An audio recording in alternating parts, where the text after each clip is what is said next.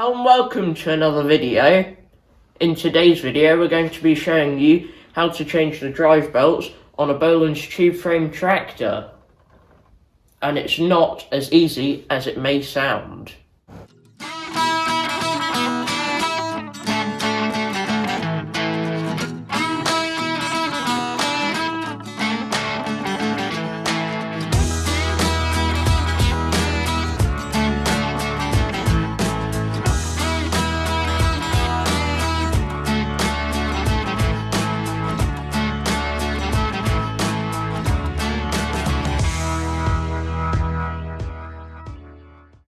On our workbench today is our 1972 Bolens 1054, which is our main firewood tractor at the moment. So before it gets too far into winter, we thought that we would do some maintenance checkups on it, make sure everything's fine on it so it's reliable, ready to go at any time when we need it over the winter. And one of the things we checked was the belts, and ideally you want a set of matched non-toothed belts for your drive belts. As you can see in there, these are none of them really. One of them is a toothed belt, which is the back one, and the other one isn't. They look kind of similar because the one at the front is so badly cracked. So these are definitely due changing, and they're extremely worn as well, which is why we're changing them in this video.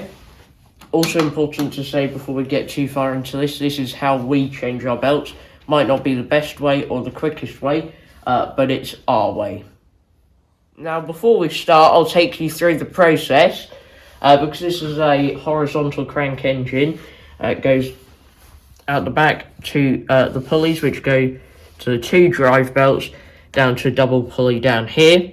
Then that goes through the clutch mechanism under here, and then to the rest of the drive shaft back to the transaxle, where you've got your gears and all that stuff. Now, to take the belts off, you need to be able to take them off this double pulley at the bottom. And as you can see, there's this plate in the way, which means you have to take this plate and the bearing that's mounted in it off the end of the drive shaft so that you can take the belts off this side as well. Now, that isn't the first thing to do though. The first thing to do is to take some of the tension off the belt by holding this belt tensioner out of the way. We've now got the tensioner pulley held back, which we just use a pair of mole grips because that's worked for the previous times when we've done it, and it does the job of holding it back. Now the cameraman will head round to the other side, and now is the time to try and get this nut off the end of the drive shaft, which I've got a breaker bar here, which is what I'll use if it is quite tight. However, I'm going to see if I can do it with a socket first. Also got Stilsons at the back, I forgot to mention, holding the drive shaft still so it doesn't turn when I undo this, and it's got some blocks of wood because they're not long enough to hold against the workbench. That is actually quite loose from what I would expect for this, to be honest.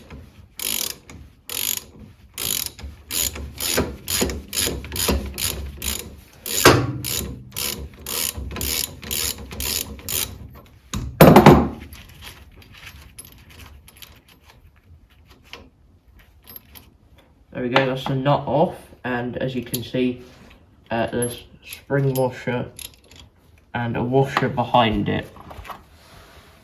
The next thing to do with that nut off is to undo the bolts that hold this plate on, which are this bolt here, and this tractor has a new style deck hanging system, which is incorporated on this bolt here. Which these should just go into a threaded part on the bracket. Some of them have been replaced with nuts. This one, by the feels of it behind, hasn't, so I should just be able to undo these normally. Okay, that wasn't too tight, and in the name of speed, I'll just whack the impact on it.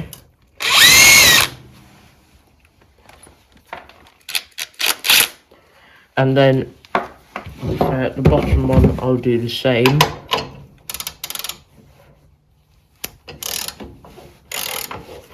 There we go.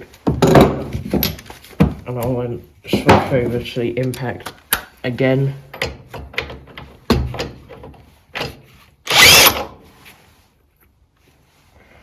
And that one is off as well, which I'll go around to the side and do the other ones. Something to be careful of, once all the bolts are out,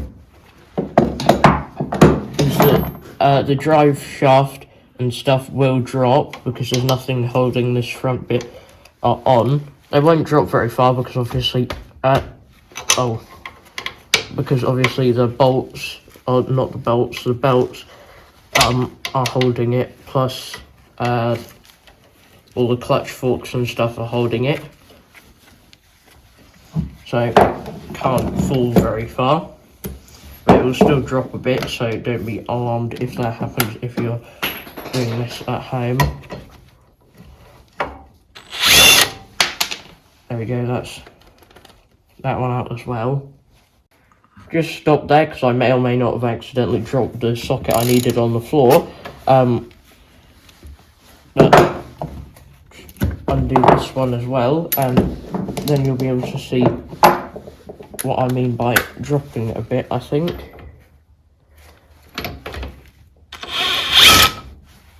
There we go, that's out. And as you can see by the hole lining up, it is dropped partly. Not very much though, obviously. And I'll try from this angle, and there we go, take this front plate off. So you can see the bearing and stuff, and then if you look in there, you can see the double pulley. Next job is to actually get the belts off. With the belt tensioner out, you can see the belts are slack, and to take the belts off, we're going to have to take them off the back of the engine pulley and then get them around this annoyingly placed bracket that's in there, then off the front of this bottom drive shaft pulley, which if you're doing this at home, you can, and they're not slack enough, you can actually gain a bit by pushing the drive shaft up a tiny bit. It's not much of a gain, but you still get a bit. So we're going to do this off camera because my hands will be all blocking everything if we try and film and do this at the same time. So I'll get these belts off and then we'll come back to you.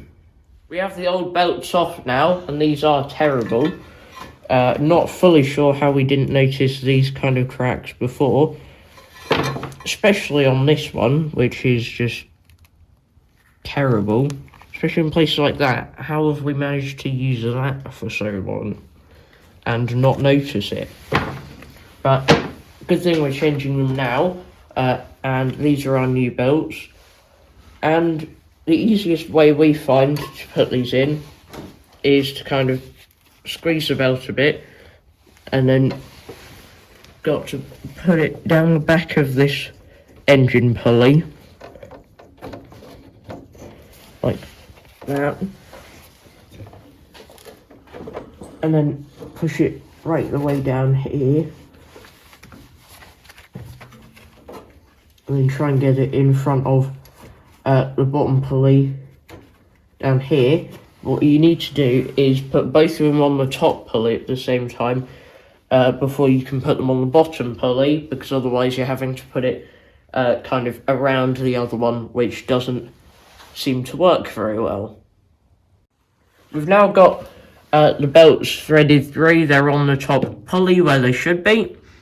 They both go by the tensioner, and then we've got them down here where we're now going to locate them on the bottom pulley. We've got this back one on the back slot where it should be, and you have to do these one at a time, really. We've got Stilsons on the drive shaft, so I can turn the drive shaft, and hopefully I'll be able to turn this, and it will just hopefully go into the groove that it should be in. Minding your fingers if you're doing the same method.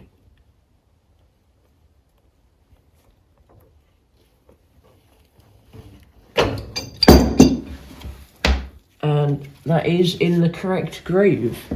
So now we'll do the same thing with this front belt. We now have the second belt on, so it's time to start reassembling again. First thing to go back on is the support bracket, which goes on flat side to the bottom if you can't remember how it came off. We've also cleaned and lightly oiled the bearing, just took the opportunity to do that. And sometimes these line up really easily, sometimes they don't, and by the feeling of this already I can tell it's probably going to be quite difficult to line up. So I'll get my cameraman to help me line this up, because sometimes you need to give the shaft a bit of a wiggle up and down, side to side, to get it to line up properly. Now that we've got this plate roughly lined up, I'm going to try and get these bolts in this side. See if it's in line enough. And that appears to be in line for the top one at least. We'll try this one. Yep, that works, that's good. And we'll go see if the other side is aligned yet, or if that needs to be moved. But it's important that you do this first before you do the nut up, because that can pull this plate backwards and pull it out of line, and then you'll struggle to line everything up and you'll have to undo it again. You can see this isn't actually in line yet, so this will need a bit more fiddling before we can get these bolts in. We've got all of the bolts lined up and fully tightened up now. You do have to be careful not to strip the threads in the plate, because that's when people switch them to nuts, as we were saying earlier, and especially on these bottom ones where you have the bigger nut on them, so you have more mechanical advantage or leverage to strip a thread, possibly. Now we need to do up this nut again, which we've done the same Stilson setup on the back to stop drive shaft from moving. So time to do this up.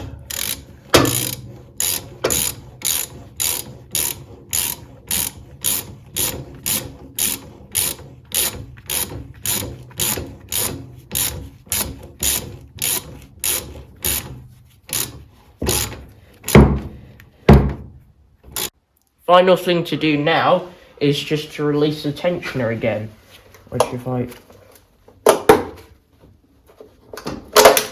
wriggle that out and then let that go, that's against the belts now. And we have successfully swapped the belts. Now that's done, the new belts look good in there. You can see them going around the top pulley, the tensioner, and then down to the bottom pulley, everything lined up. Everything as it should be, and hopefully if you've got one of these tractors, this may have helped you out with this job, or if you don't have one of these tractors, you found the video interesting or enjoyed the video. If you don't fall into either of those categories, then thank you for sticking around, and there's only one place for these old belts now, really. Anyway, that's it for this video. Thanks for watching, and I'll see you in the next one. Bye.